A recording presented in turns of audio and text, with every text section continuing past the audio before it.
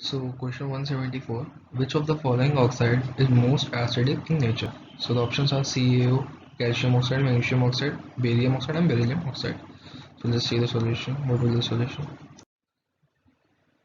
So we have the barium oxide, beryllium oxide, then the magnesium oxide,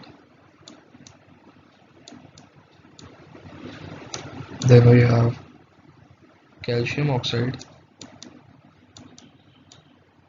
then we have barium oxide.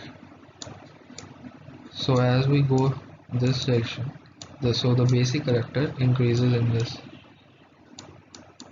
Basic character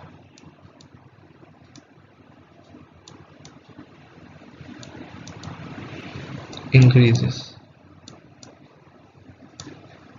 As we go this, basic character increases.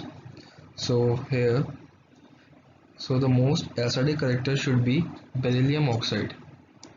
The most acidic character should be beryllium oxide. In fact, beryllium oxide, it is a amphoteric oxide, while the other given oxides are the basic.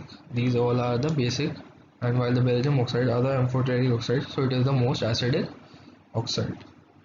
So it should be most acidic. So beryllium oxide is the answer.